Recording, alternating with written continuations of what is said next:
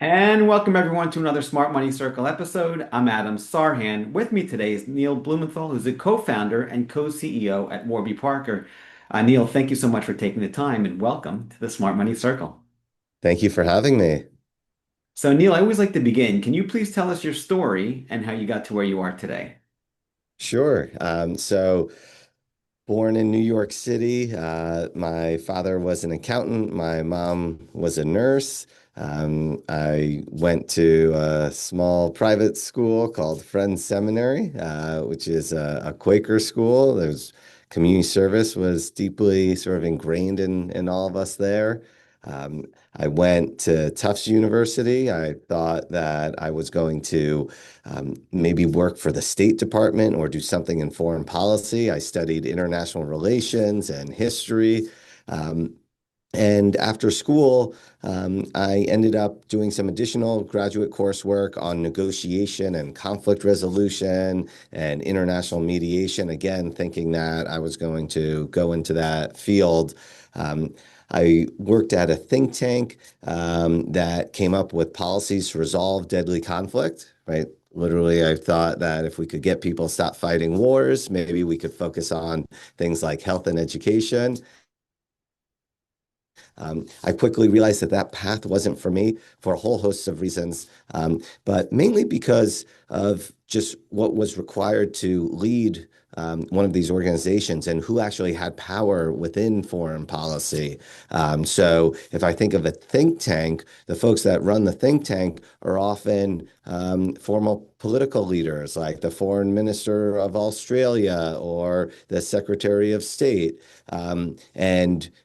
Working at a think tank is not necessarily going to get you into one of those roles to then eventually lead the think tank. I found that there was one avenue that was around like fundraising, and then there was one avenue around becoming an expert. And usually you become an expert in a particular region, and then that region would then have to be the sort of hottest issue globally for you to rise up. So, at the time, you had conflict in the former Yugoslavia, in Colombia. And while I found those conflicts interesting, I don't know if I wanted to dedicate, 10, 20 years of my life just focus on one particular thing. So I started to look for other opportunities. A family friend introduced me to an eye doctor, super dynamic eye doctor who had his own practice, uptown that, saw, basically all of the power brokers of New York City. But then he had started a nonprofit that he had just started. And the idea was to help get glasses to the roughly billion people that don't have access to glasses. And when he said that, I was shocked. I was like, there's a billion people on the planet that don't have access to glasses. That seems like a super high number, especially for a technology that's been around literally hundreds of years. And his approach and his idea was, well, if we can train local entrepreneurs in some of these communities where people are living on less than $4 a day, then we can create a sustainable solution. We can use market forces to help serve these billion people because, right, most areas of the world, um, there's a functioning economy. It's not as robust as what we have, here in New York or the US, but there's a functioning economy. So it's just a question of how do you get a product or service available? And by working with local entrepreneurs, you create a financial incentive, right, to build this market, to provide glasses. And glasses are one of those things where it's not like one and done. Right. It's not like drilling a well and hopefully that well lasts for like 10 years and provides clean water. This is something where there's new people that need glasses every single day. There are people who lose or break their glasses. And of course, people's prescriptions change over time. So you need an infrastructure to provide glasses to those billion people on an ongoing basis. So I just thought, wow, that's a really thoughtful way to look at this large intractable problem. And I got excited about it. And I guess, he must have been impressed with, either my engagement or excitement. And he's like, well, do you want to come on board and go move to El Salvador and launch the pilot program? So I moved to El Salvador. In the beginning, I was living in an eye clinic, Wow. and I started to train low-income women. And the reason why we were focused on female entrepreneurs is because there was all this research that showed that when women have access to capital, they tend to use it on the health and education of their children. So here we were going to have this multiplier effect. So not only were we going to get people the tools they needed to see so that they could earn more for their families, but the folks actually doing the vision screenings and selling the glasses, right, would be having a bunch of impact. So that exposed me to the world of eye care. And I would literally see people put on glasses for the first time. And that is just, if you ever have a chance to do that, it is a magical moment. Folks' faces light up. It's literally a miracle. And glasses are a miracle. And I ended up expanding the program to about 40 different countries. So I spent a bunch of time in Bangladesh, in India, in Ghana. Wow. And while I was sourcing glasses for people living on less than $4 a day, I would go to some of the factories. And in these factories, I would see the glasses that we were producing, but then I'd also see some of the biggest names in fashion, like Marc Jacobs and Lanvin. And it was clear that the costs to produce these products didn't justify the high prices that you'd see on Madison Avenue. Um, but after 5 years of running this nonprofit, I decided to go back to school. I went to Wharton to get my MBA, and part of the rationale there was I just thought that the general public and certainly a lot of hiring managers didn't necessarily um, embrace sort of work experience from the nonprofit sector as much as I thought was warranted. So I thought that having a credential, from the number one business school in the world and one that is known for being super, financially oriented, would help me with whatever I wanted to do next. Um, and it was at business school, it was at Wharton that I met my Warby co-founders and we started thinking about the idea and eventually launching Warby Parker. Wow, what an incredible story. I absolutely love it. So, you solved the problem, but you started doing a billion people needed glasses. You can realize that, oh, wow, people need glasses. It's a miracle. And I can attest to that. By the way, these are Warby Parker glasses, and thank you very much for the service. When I I didn't have glasses my whole life, just recently I got the prescription, and my eyesight's been decent my whole life, but in the last year or so, I would look up at the stars, no problem. I got the glasses. Finally, it caved in. I'm like, okay, great, get the glasses, right? I got the glasses, Neil. The first time I looked up at the stars wearing the glasses, I was like, oh my God, I'm a kid again. I can actually see. Right? So It's amazing. it really is. Yeah. All right, love it. So thank you very much for that story. Now let's talk about the story of Warby Parker, the business. Please tell us your story, some of your competitive advantages, and all the great things you have going on. Sure. So I think great businesses solve real problems. And at Warby Parker, we were trying to solve our own problem, walking into an optical shop, getting excited about a pair of glasses, and then walking out feeling like we had been ripped off. And in the first semester of business school, my friend Dave, who's now my co-founder and co-CEO, was complaining about how he had just lost a pair of $800 glasses in the seat pocket of an airplane. And beforehand, he had worked at a merchant bank, Allen and Company, with a great vision care plan, and he was making a lot of money, so he could afford an $800 pair of glasses. And right before school started, he handed in his company issued BlackBerry and bought an iPhone. And, you know, iPhone was really emerging as the dominant device at this point, and that was also a miracle, something that could do all these things, right, that many of us didn't envision just a few years earlier. And yet that was cheaper than the glasses that he needed to replace. And he was complaining about it. And I had spent 5 years running this nonprofit Vision Spring that I described, and I said, well, yeah, there's really nothing to justify the high prices. It's really the market dynamics. Our other friend, Jeff, had a similar sort of experience where he had a pair of glasses that was in desperate need to be replaced, but just simply didn't want to spend the several $100s that was required to do so. And our other close friend, Andy, um, was like, well, people should be selling glasses online. How come no one's selling glasses online? And this was really as e-commerce was emerging as a dominant sales channel. And right, it seemed obvious that that would be one, but maybe at the time it wasn't. There were just shoots of success in categories that were difficult to sell online. So you had Zappos starting to have some success selling footwear online. You had Blue Nile selling engagement rings and jewelry. And again, these were products that people thought probably couldn't be sold online, right? Because footwear you generally need to try on. You know, jewelry is expensive. That's a very intentional purchase. So we thought, well, someone's going to sell glasses online.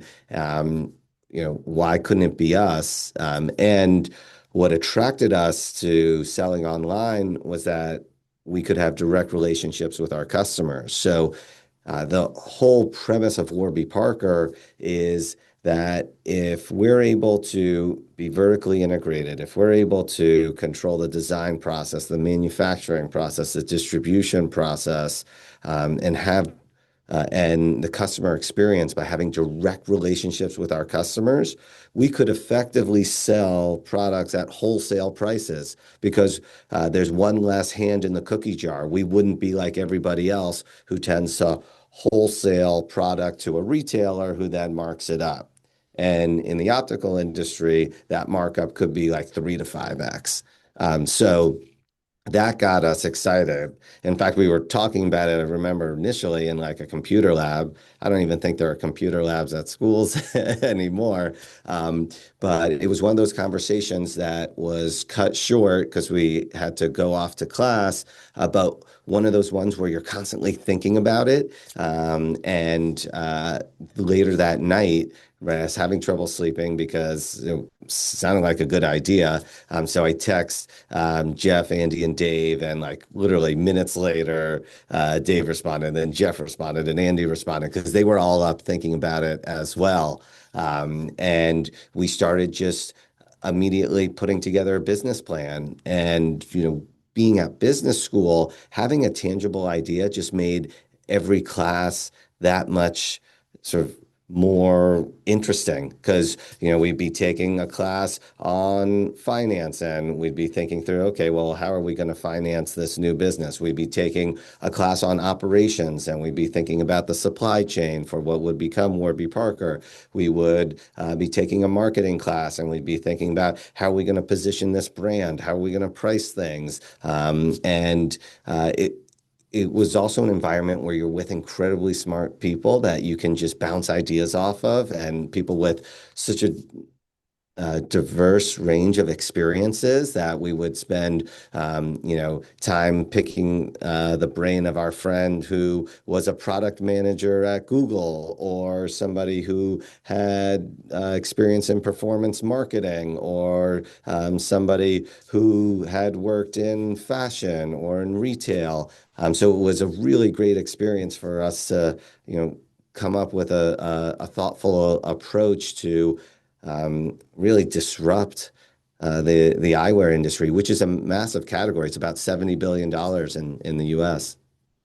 Wow, that's a fantastic story. It's almost like on set in movies, like the chemistry or the magic is there. So it sounds like the magic was there in that room when it happened, so to speak. So that's great. All right, so you solved the problem, and then you had to launch the business and scale it. Can you just share that story a little bit on A, how that happened, and then B, some obstacles you had to overcome. And the next question there is really adversity. How do you handle adversity, and what are some obstacles you had to overcome along the way? Sure. Well, one thing that we realized quickly is that eyewear, right, is both a health product and a fashion accessory. And it was important for us to be building a brand because we were selling this fashion accessory and we wanted to, frankly, create the first like made on the internet lifestyle brand.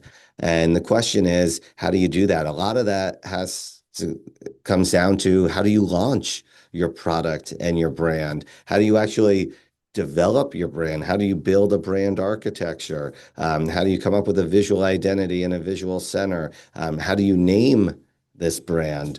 So we would spend hours and hours thinking about the nuances of, where we sat in the competitive landscape, what words would we use to describe the company? What were the core values of the company, knowing that we had to sort of live this brand because in the age of the internet, right, you can't hide. And what's always been true about brands is that authenticity wins. You have to have reason for everything that you do, and those details are what define a brand versus, right, other companies. My wife had worked in fashion PR for Yves Saint Laurent, so we knew a little bit about the fashion world, and we knew the power of sort of fashion press in particular. So when we were sort of getting ready to launch, one of the things that we wanted to do is just how do you spend as little money as possible? And there were three things that we needed to spend money on. We needed to buy our product to sell. So we designed a first collection. We used some of my existing relationships to connect with factories to produce it. We needed a store to sell those glasses. So we built a website.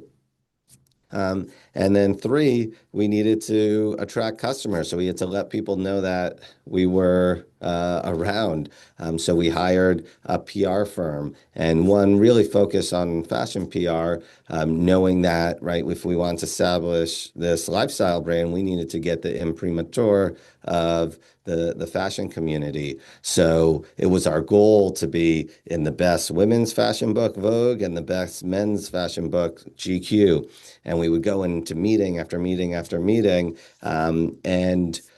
The story started to resonate. We had a beautiful collection of frames. They were priced effectively.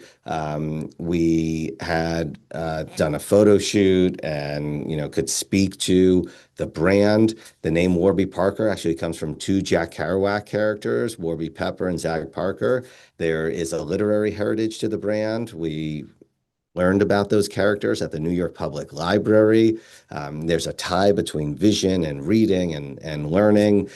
We had started the business while we were in business school as we were students, right? These were all things that contributed, right, to what this brand was and what resonated with some of these writers and editors. And there was a social component. We committed early on that for every pair of glasses we sell, we want to distribute one to someone in need. And that was important because we wanted to build a brand, a company that we were going to be excited to come to work to every day.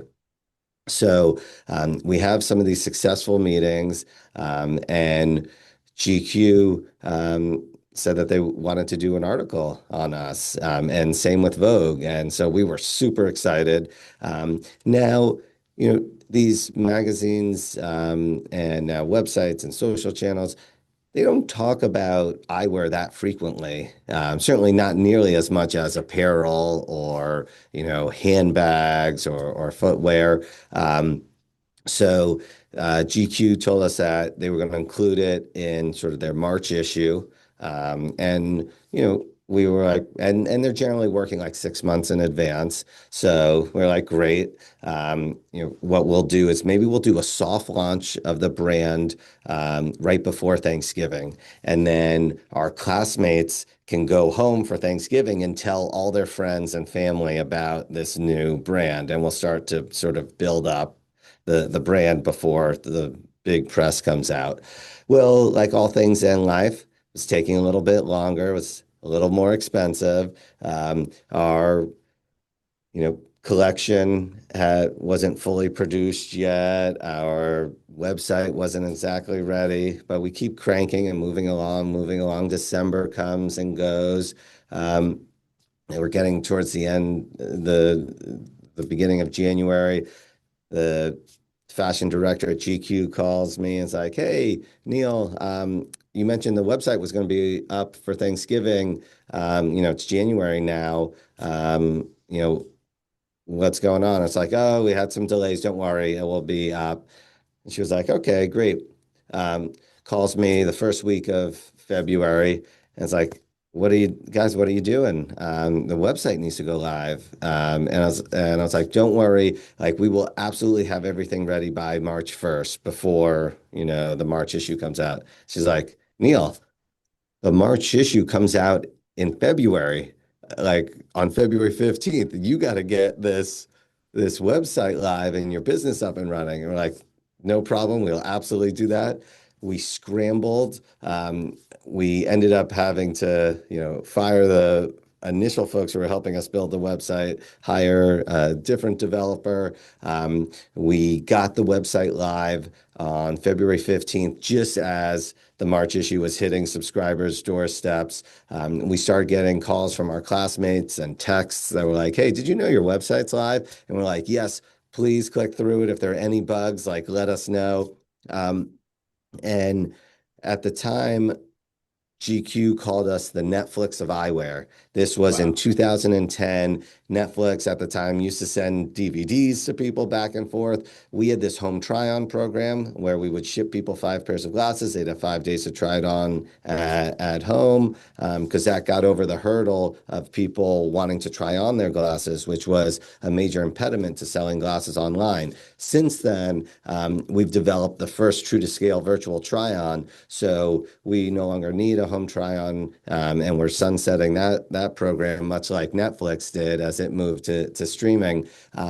But it was just mayhem when that GQ article hit. People also started posting it all on social channels. Vogue article similarly went out, and the company took off like a rocket ship. We hit our first year sales targets in 3 weeks, sold out of our top 15 styles in 4 weeks, had a wait list of like 20,000 people, and it was just wild. And we were Wow, still what a full-time great story. students at the time. Love it. What a great story. Did you finish school and then do this, or did this take you away and you're just like, okay, this is more important now? Or how'd that work out? We finished school, I think there's this misperception that like entrepreneurs are these crazy risk takers. And it's funny, one of my professors who I'm still very close with, Adam Grant, ended up not investing in Warby Parker because he was like, "Are these guys serious or not? Like, they're still students. Like, aren't you supposed to drop out?" And I think we have highlighted, a few of the examples of people like Mark Zuckerberg who drop out of undergrad. But those are really the exception rather than the rule. If you look at the data, most businesses in America are started by people in their 30s and 40s, not necessarily, college age folks, and certainly not people that are, dropping out to do this. Because ultimately, sometimes you got to live and work a little bit to come up with a good business idea and then be able to execute it and have it be successful. Also have access to capital and other things that are required to build a business. But yeah, I'm not sure how much we went to class that last semester, but we definitely graduated. Actually, it's very funny. We were at graduation and my co-founder, Jeff, um, graduated with honors with like summa cum laude. And Andy, Dave, and I look at him and we're like, "What the fuck? Like, how did you do that?" That's great. Uh, and he's now gone on to start Harry's and Mammoth brands. So if you look at the razor industry, it's very similar to the eyewear industry, where you have a dominant player. In the case of razors, you have Gillette. So he started, right, this great brand, Harry's. He bought a factory in Germany to make high quality razors and brought the price down of razors, right? In the optical industry, you have EssilorLuxottica, which owns a lot of the eyewear brands that people love, like Ray-Ban, Oakley, Oliver Peoples, Persol, Arnett. They license some of the biggest names in fashion, like Prada and Dolce& and Gabbana and Ralph Lauren and sort of you name it. They also own a lot of the large retail chains, whether that's Lens Crafters or Pearl Vision or Sunglass Hut. They own the second largest vision insurance company in the US, iMed. They own a lot of infrastructure around prescription lenses, including transitions lenses, including Crizal, which are progressives, including a lot of optical labs that cut lenses. So they are a dominant force in the optical industry. So again, very similar dynamics to the business that Jeff started. Yeah, no, I love that. I was asking because I started my business in finance, not in the optical space, in my dorm room in grad school also. I did finish like you, and I agree with you. Those anomalies are the Gates or Zuckerberg where they drop out undergrad. Most of us, actually do the time and then it builds from there. So, okay, thank you for that story. It's a wonderful story on adversity, and I love that you guys came through and you were able to make it on the deadline. It's just great, great story there. Let's shift the conversation now to some timeless lessons and things along those lines. So the first question for you, Neil, is with respect to risk. How do you handle risk, and what are some timeless lessons you've learned around risk management that you'd like to share with the audience? Sure. Again, this idea that entrepreneurs aren't crazy risk takers. I think they are calculated risk takers. And our philosophy at Warby is always if you are standing on a cliff, the proverbial cliff, and looking down at the abyss, take a step back. There's probably an easier way to get down the mountain than to have to take a leap of faith.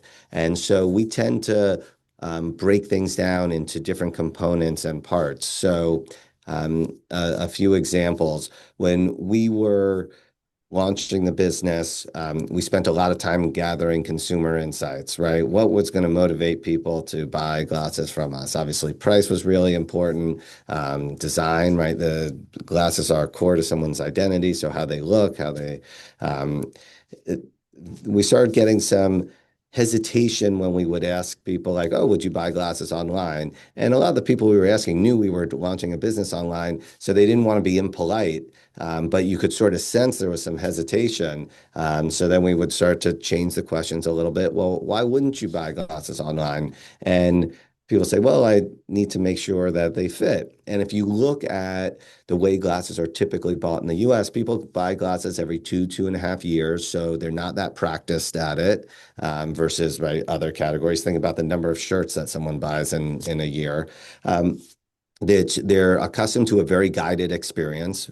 Over 75% of Americans buy glasses where they got their eye exam, and typically you get your eye exam, you exit through the gift shop, which is the optical shop, and you're one-on-one, somebody is helping you select frames, helping you select lenses. They're also sort of upselling you along the way, which is why you walk out feeling like you've paid too much.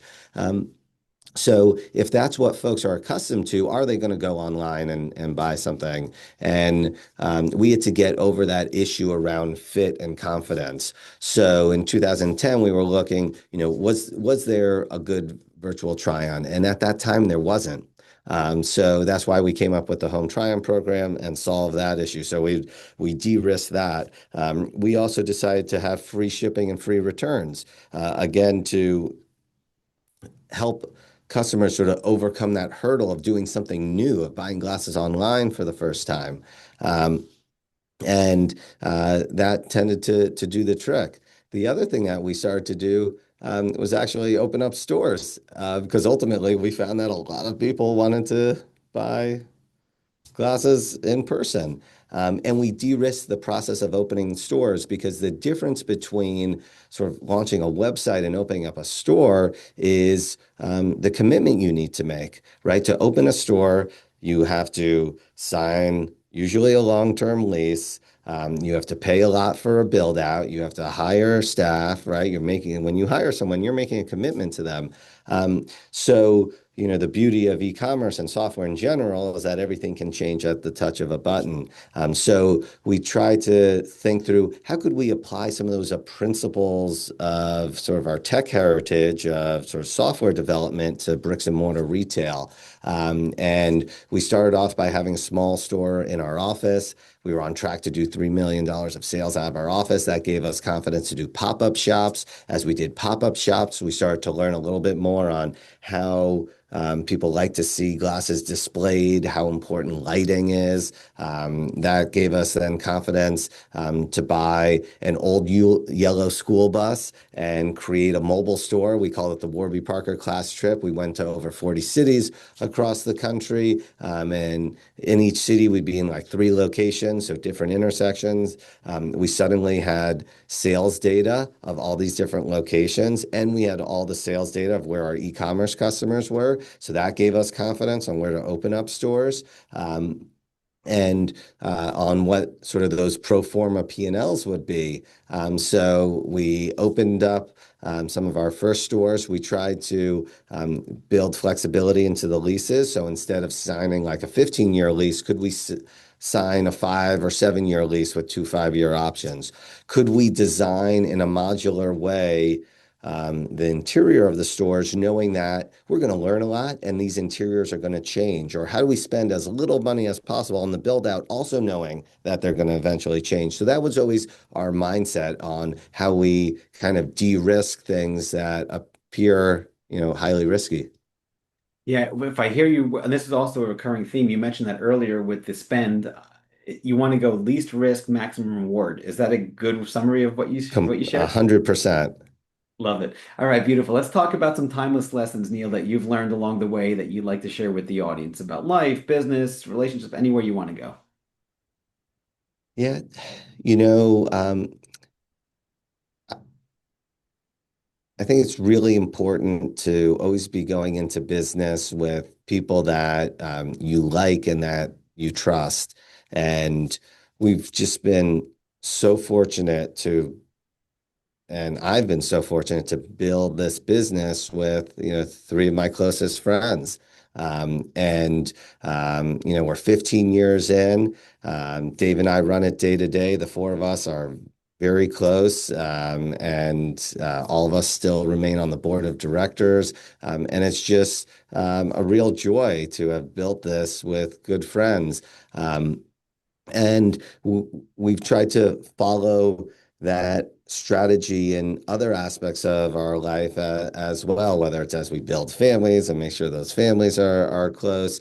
Have launched a venture fund on the side that we call Good Friends. And the idea is to be good friends to our founders and good friends to our LPs. And this is Dave, Jeff, and I.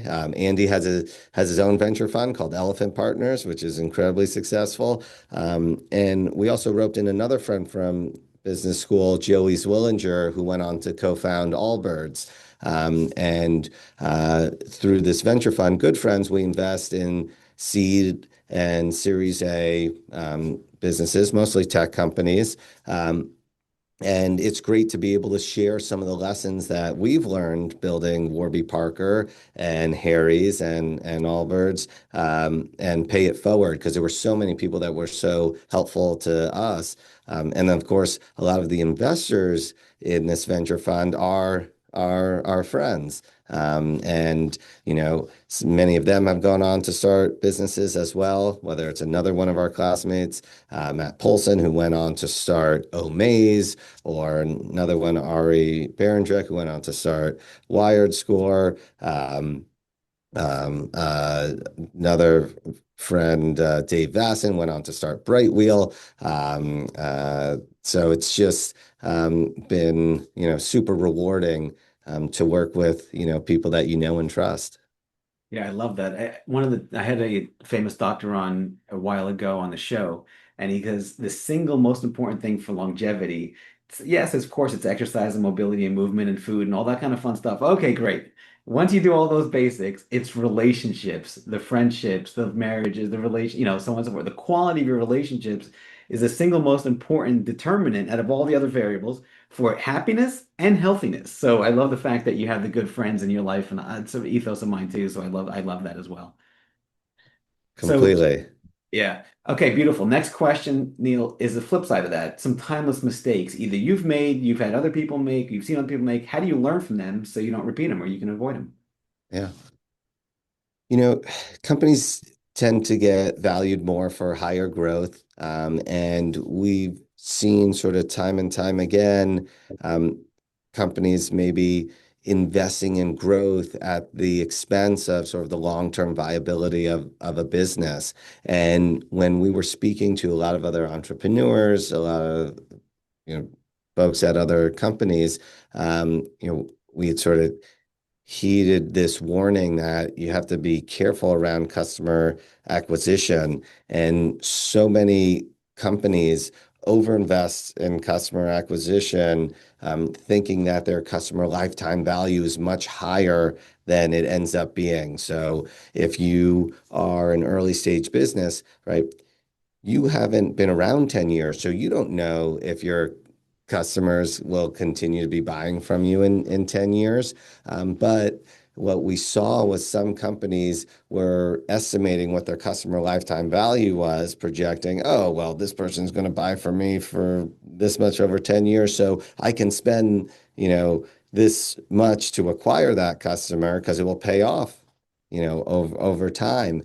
And the lesson there is, well, sometimes customers move, sometimes they die, sometimes, not to be morbid, but sometimes they shop with competitors. Um, in our case, sometimes they get LASIX, although that is exceedingly rare. And that's an interesting thing on just how that industry, the laser eye surgery, really has plateaued and hasn't grown at all in like the last 15 years, which is interesting. But putting that aside, you know, it's really hard to measure marketing efficacy. And there's this old joke that I know that only half my marketing works. I just don't know which half. But it does require discipline in terms of how much you're spending. And that's something that whenever I'm speaking to founders that I always really sort of focus on. And at Warby, we were very focused on first transaction profitability, knowing that if we do a great job, that customer will come back. But until we see that happen, we don't know for sure. Yeah, that's a great point. You're talking about the LTV, like the long-term value of the customer. There's a question mark there. So you want to be profitable as soon as possible to make sure that you can actually have a return on that marketing spend and it's not just going in the air or going out into the universe. Is that a correct way of summarizing that? Exactly. Yeah, love it. Okay, beautiful. Let's talk about leadership, Neil. As a leader, you've done the nonprofit, you're doing the nonprofit, you transitioned to an actual company, you took it public. What are some lessons you've learned about leadership? What makes a great leader? Anything along those lines that you'd like to share with the audience, please? Sure.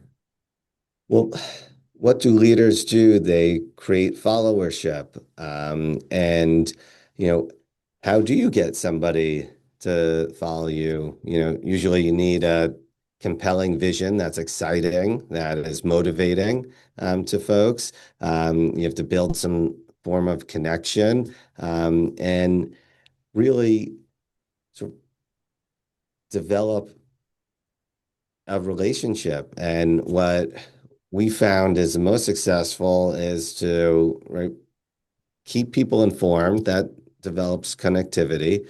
And also be a servant leader. How do you help folks succeed in whatever their goals are? And whether that's rise professionally, develop skill sets.